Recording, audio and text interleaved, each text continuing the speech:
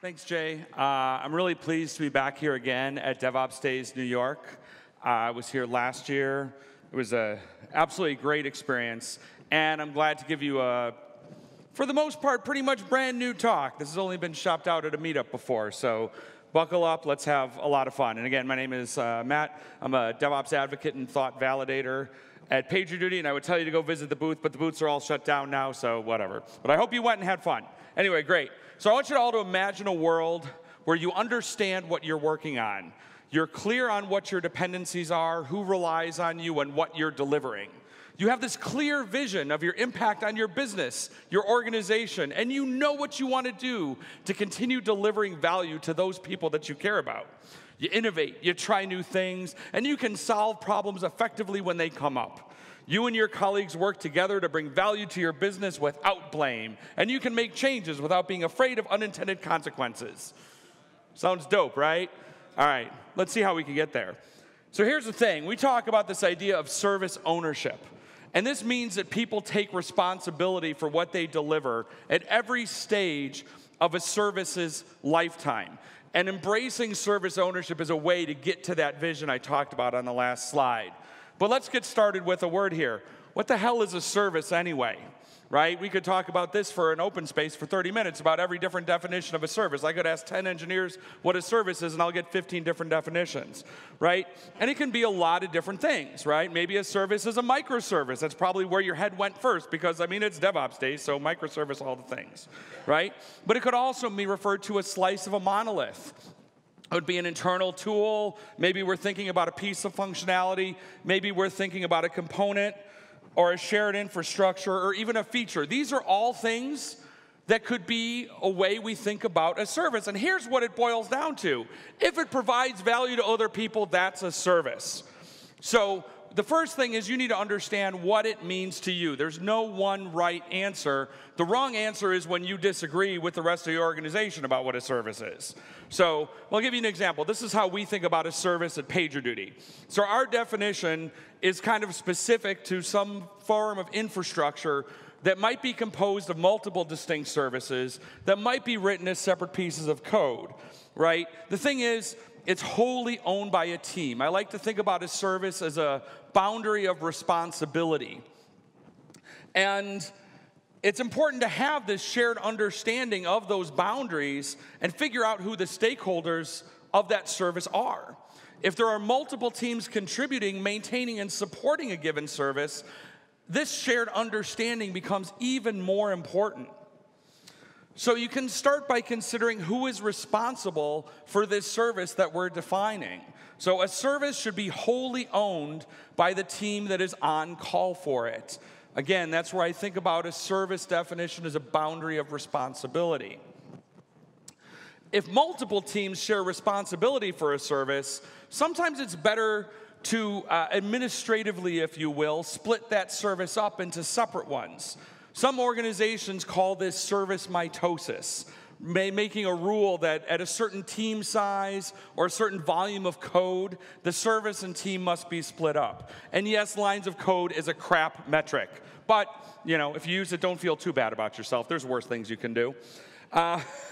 Services should be set up granularly enough to help identify where problems are coming from. So the thing is, if two microservices always basically behave as one area, and fixing a problem in one generally means fixing it somewhere else, then yeah, don't get pedantic and say, well, technically these are two microservices, so they should be defined separately. No, they're really one bit of business functionality as far as a boundary responsibility goes. So what about the monolith, our friend the monolith? Also, thanks to Aaron for correcting this slide. I had Stonehenge up before, and he reminded me that's not a monolith, that's something else. So pedantry is a thing, right? So the thing is, if you have a monolith, first of all, don't feel bad. It's cool. But think about how you're going to address on-call responsibilities for it. Monoliths tend to be involved in a lot of incidents just because they're big and they span a lot of stuff. So it's okay. And sometimes they're actionable and sometimes they're not. So if one team owns the whole monolith, they usually don't own any other services unless somehow the on-call of the monolith is low. But But if multiple teams share responsibility for this monolith, think about how you can carve up those areas of responsibility based on functionality, and then route the alerts related to that functionality to those teams who have the ownership, right? Each source of functionality can be represented as a different service in your documentation, enumerated in your runbooks and wikis, along with your on-call ownership in something like PagerDuty. So the thing is, service ownership really is a shared responsibility. It's not just the software engineers who sling the code who are accountable to the ownership of what that service does. And what I'm going to do now is I'm going to step through some of those different roles in this shared responsibility. And as I talk about a role that you might identify with, you might find yourself sitting there going, Maddie, I already know that shit. You know what? That's cool. Listen to the other parts, because that's what's really interesting, right? I want you to think about the roles of the other folks who are involved in service ownership. And hey, maybe you'll learn something about your own role too. That'd be cool. So let's think about folks who identify as devs, as Christine said yesterday, right? So developing a service as a software engineer is more than just writing the code. Yes, of course, it involves the code, right, in some type of shared repo. Hopefully you got some docs, you know, and whatever contract that service provides, their other services might need to understand. The thing is, all these pieces, as you're developing a service, you may not know the answers to all this stuff as you're initially designing and creating it. But you want to have some kind of standard process that your organization has agreed upon. It's similar to what Jana talked about yesterday with the review, the production readiness, right? So it's the same thing. You want a common way you do this, right? And the thing is, you're not the only person who's going to interact with this service, unless it's my code that sits in a repo that nobody ever looks at, nobody ever runs my applications. But hopefully you don't have that problem. So you want to make sure that that code is reviewed with other members of your team by whatever process is appropriate for you. And because you're not always going to be around to answer questions about this stuff that you created. So it is incumbent upon you to make it understandable enough so you're not the single point of contact. And this takes being deliberate and thinking about, and again, the person you're helping might be future you, so maybe you want to be selfish, it's cool. I like to say the two hardest things in computer science are caching strategies and naming. There's also an off by one joke in here somewhere. And that's not necessarily wrong, right? So it's totally common to use clever and fun and silly names, whether they're Greek mythical figures, inside jokes, pop culture references, species of Pokemon, you know, as placeholders for your service names. And when you have a small organization, you think that everyone's always going to remember all these inside jokes and references. But your organization's going to grow, right? The team's going to grow. You're going to bring in new people, and eventually the memories of that inside joke are going to fade. And now you have to explain it over and over again to everybody.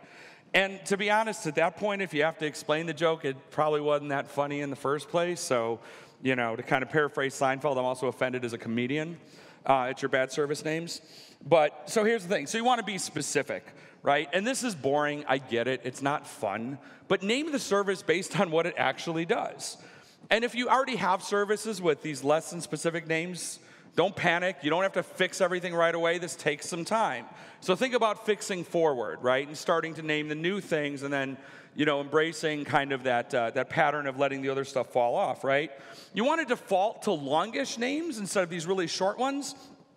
But here's the thing. You go too long, you know what people do with long names? They turn them into acronyms. And now you have the same problem you had with your inside joke, and now you got to explain that acronym and what it really means. We always think that acronyms save us time, but they actually just add cognitive overload, and they just generally suck. All right, that's a technical term. So like these are names that are specific, and yeah, I understand. They're not very clever, but they say what they do. You could look at this service, and you could probably reason about what the hell it's supposed to actually do. These are names that are less amazing. Like, don't name it Pac-Man. BurgunDB is not clever, so just get over it, right? I have a colleague who's worked at 4 different organizations with a service named Artemis. This is probably not the last place she's worked at that will have it. She will see it again. So, and it doesn't tell you anything about it, right? We want to think about how we describe the service beyond just its name. So, what is the intent of this service? This is where you can record its purpose, its raison d'etre. Why does it exist, right? More importantly, how does it deliver value? That kind of matters, you know? What does it contribute to? Is it part of a customer-facing feature? Explain how it impacts customers. And the description can also mention the other components that it may interact with, but know that those change as the service owners make changes to those components. Dependencies are kind of a thing. I'm not going to dig too much into this, but when you think about your service may present itself as an API of some sort, and thinking about versioning that provides a lot of value for the people who are consuming it. I always go back to this thought where when we would make changes to a service, and this was pre-microservice days, back in good old SOAP. And my CTO was like, well, we have to test, every single time we test one of these things, we have to test all of the functionality through everything, all the way back to the data warehouse. And I said to her, boss, when Google updates their Maps API, do they reach out to every single one of their customers and ask them to check it? No, it's versioned, right, so that you can work to that. So thinking whether it's through Semver or API versioning, those things matter. All right, so let's think another role. So this is maybe your sustainability team, right, which this is a kind of a broad strokes. This might be, you might call them SREs, you might not, because you might argue with me about whether or not SREs are sustainability teams. Call them what you want. Maybe it's ops, whatever it is. These are folks that are kind of helping thinking about the care and feeding, if you will. So runbooks are a thing, right? Things are going to go wrong. And as we, over time, we learn about the different nuances of our service, we want to keep a record of what we've tried that can help resolve these common issues. So in an ideal world, we'll know all these things, and it's all the known knowns. And if Ospa was here, he'd be yelling at me like crazy right now when I just said you could predict anything. Because you know what? You can't. And this is the problem with runbooks. You need to be able to ensure that you are updating them regularly. Because when you make changes to your service, the things you do yesterday are different. If you don't have the ability to keep your runbooks up to date, you should consider abandoning that runbook altogether. Because an out-of-date runbook is considered harmful. It can cause more harm than good. Work at PagerDuty, you might care a little bit about alerting. So here's the deal, right? You want to only alert on things that are actionable. This is how you keep people from getting burned out. There's nothing more annoying than getting that PagerDuty alert at 3:30 in the morning about something you can't do shit about, right?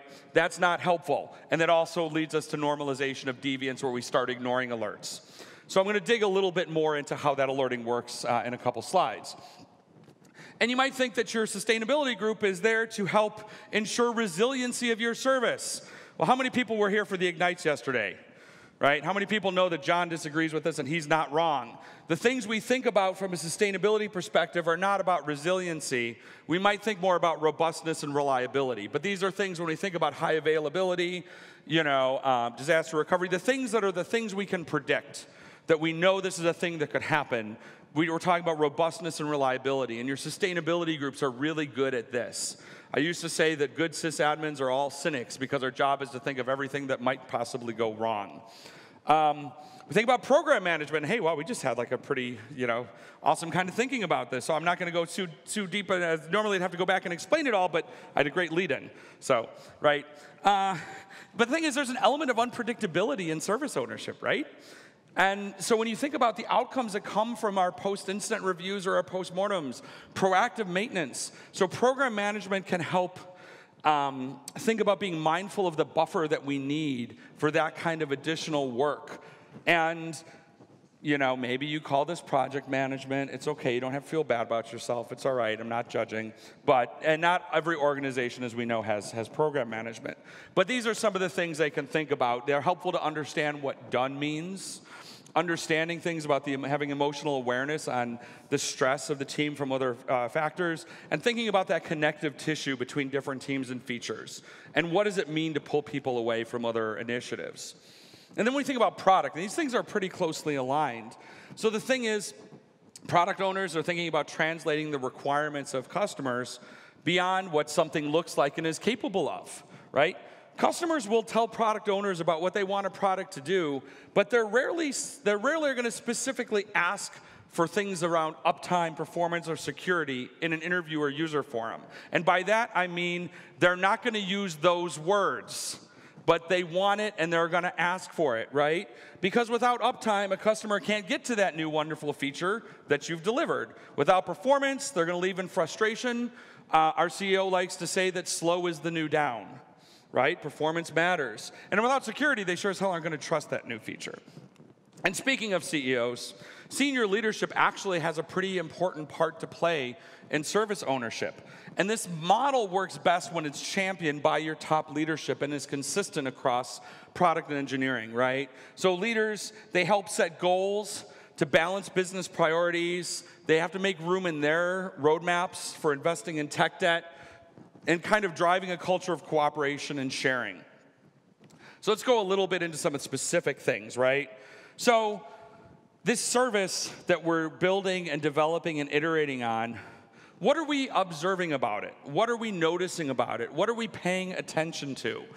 So, and usually at this point, I like to kind of talk about observability versus monitoring. We talk about both of those things. And that itself is a whole talk in itself. And you know what? You kind of saw it yesterday. So I'm not going to go too deep, but here's a really great analogy from Liz about the difference between observability and monitoring. And by the way, you need both of these things.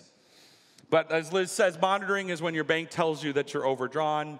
Observability lets you know you're running out of money because you're spending too much money on chocolate and sweets and candy because you recorded data on what you've spent all your money on.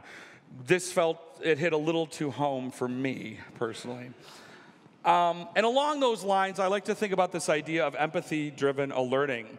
You want to focus on the customer experience. What are the key business metrics around the experience of your customers? And if this part of the talk isn't enough honeycomb fanboying for you, here's the third reference I'm going to make, which is Charity Majors, who loves to say, nines don't matter if your customers aren't happy. And again, we could have an entire talk about SLOs and SLAs and SLIs. In fact, there was one last year here at Devopsdays New York from Alex. But I'm going to make a quick reference because I want to make a point. So these are the different. If you're not familiar, an SLI is a service level indicator. These are specific things that we are measuring. When they may be things like latency or throughput, they are not goals, but they are what are the measure? What does the dial look like that we're defining? And then we talk about a service level objective, and these are made up of SLIs. They're measured over time, and these are not contractually set. These are objectives. These are the ones that are contractually set. These are the ones that when you break them, you owe your customer money, right? So where do you think we want to alert? I like to say, first of all, you want to alert on your SLOs, not your SLAs, because you don't want to be alerted when you break an SLA, because it's a little too late at that point. So you want to alert and think about where to set your SLOs. And this is something that I accidentally came up with as a term with Dr. Jennifer Petoff, who's the editor of the SRE book, and we call it the hadness point. And this is the inflection between customer happiness and customer sadness where they directly meet.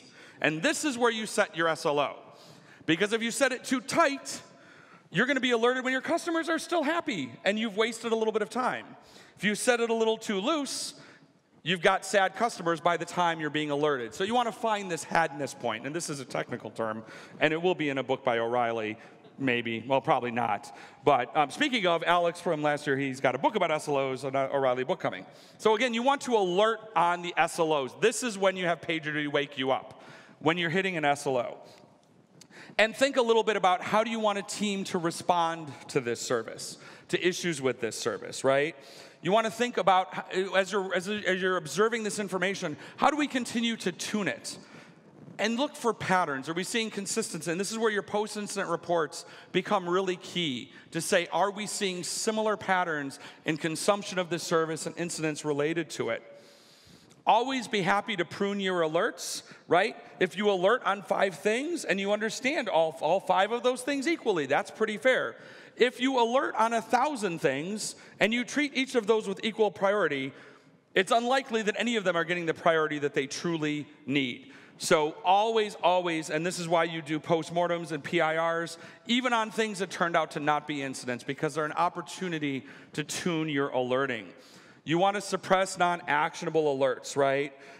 Work with your alerting tool to think about ways that you can suppress these non-actionable alerts. I hear PagerDuty has a feature that does this. I'm just saying, right? Maybe. I'd say go check it out at the booth, but you can't. Anyway, think about the business impact. Do you know how your company makes money? If you don't, go find out. We'll wait, right? How does this service tie to your customers and to your revenue and to the things you need to deliver? Do you understand the business metrics connected to this service? And to kind of wrap this up, we're going to review the stages of the life cycle that a service might go through, and where all those things we just talked about fit into that, right? So when we think about designing a new service, this is the fun part, right? This is that green field, white piece of paper, starting from scratch, right? So the couple things to think about. You need to understand your customers. The product is great for this. Your product team is great for this. Making sure that your sustainability teams are involved as early as possible because they're thinking about things that you might not be thinking about in this great green, bright sky, blue sky world. You want to start thinking about what those SLOs and SLIs are as early as possible because that helps you tie them not to the tech. And now we think when we're maintaining and iterating, now we're moving. This is where we spend most of our life, right? Continuing, because services are never done.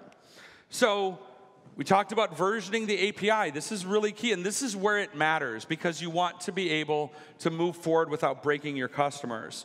And you need to be able to communicate to them and have a method and a methodology on which you share these changes, right? Continually address tech debt. I mean, Dave gave us a great Ignite about that this morning, so that's awesome. Was it this morning? I don't remember when you do Ignites here. But the thing is, eventually, all good things come to an end. And when we retire a service, we talk first about deprecating that service and then sunsetting. And deprecating is usually when we say it's still around, we're not fixing it anymore, we're not iterating, we're not improving it, but we don't want to just pull the plug on it right away and leave our customers in the dust. So we might deprecate first. But in order to go through this, we need to be able to identify the consumers of this service. And this is where your customer success and your support teams can actually help you with this a lot. They might know folks that are paying money for this service you want to get rid of. So you want to figure out what the business impact of doing that is. How's that going to impact some of your customers? And you want to be able to communicate and offboard them. And the most important thing is give them an alternative. Give them a migration path. Don't just say, okay, we're turning this thing off in 2 weeks, so hope you don't mind. That doesn't go super duper well. I might think of some products that do that. The thing is, at the end of the day, service ownership includes communication, compromise, and commitment. So this idea, it's not just about your technology. It's not just about writing cool alerts and PagerDuty and writing awesome postmortems and things like that. It's all about this collaboration across all of these multiple roles. And this is where the stuff really matters. Some acknowledgments I'd like to provide. So Lilia Gutnick at PagerDuty helped write a lot of this content. Hat tip to Charity and Liz. Images came from Pixabay. If you enjoyed this talk, here's some other things you may find interesting. I run a podcast called Arrested DevOps. I organize Devopsdays Chicago. Our CFP is open. Submit some talks. You can find me on the Twitters. This deck, I'll post the link in Slack as well. But the slides are up on my speaking page, and yeah, that's my license plate. Quick couple PagerDuty plugs. One is we're doing an event here in New York in a couple weeks. This is a practitioner-oriented event. It's not slide decks and sales. We'll be doing a workshop on postmortems, a bunch of other stuff. Come check that out. It's free. Should be a lot of fun. And hey, if you want to do the job that I do and be a DevOps advocate, go to pduty.me/workwithpagey. We have an opening on the team. And we're also hiring for other stuff at pagerduty.com/careers. Thank you very much. Thank you so much, Matt.